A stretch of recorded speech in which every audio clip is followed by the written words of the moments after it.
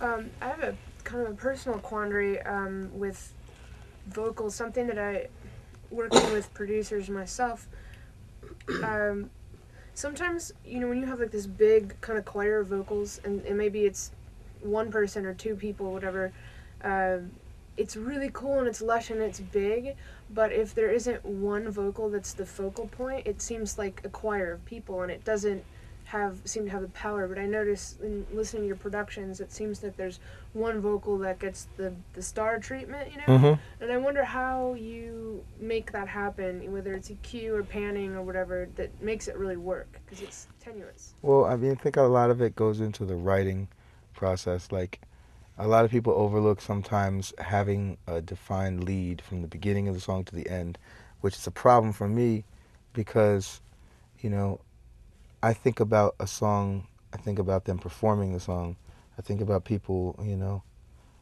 having to carry the song from the beginning to the end, and there's that one defined lead track that I like to have, and then make background vocals instead of having a chord for the hook part, and it's just a 3 or 5 part harmony stacked up with 4 stacks of each note, and it sounds cool, but the real feeling gets lost when you don't have that lead, and Yeah. just it's Yeah. like, where did the lead go? Is part of it in singing it too? Like, do you, when you're like, okay, well, here's a defined lead, and then we have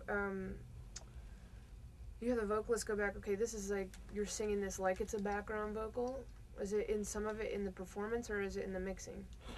No, I mean, there's a place for everything in the song. Like, the obviously I would keep the lead in front, and then underneath, and have that as a single lead, and not doubled or anything, and then have the rest of them all be doubled, so you spread it out, and stereo panning, Right. and then that one thing is in the center. So in other words, you wouldn't have a double of that lead at all. In fact, like if there are harmonies, the harmonies have doubles, but the lead doesn't. Yeah, the lead wouldn't have a double Okay. because it's a lead.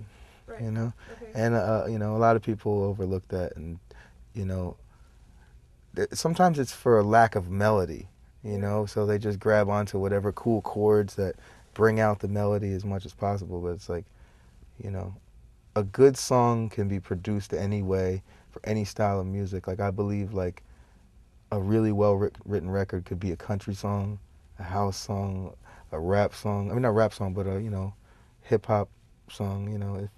If the chord changes are there and the melody is there, it's like, forget about the technology. You can sit down at the piano with a tape recorder and a condenser microphone and write a great song. Right. We used to use back in the day Waterfalls from TLC as an example of a really well-written song. It could be anything. It could go any direction. It could be produced any way, but that melody is there and the chords are there, and Yeah. you know. Well, what if it's okay? So the lead's a really strong melody, but how do you make it if all these other things, the other harmonies have, doubles, and they're all kind of supported with these doubles? How do you make that lead like beefy enough and strong enough to stand out among those? Well, it's just a matter of getting your levels right in the mix, and keep everything behind that, and keep everything in in its right place. And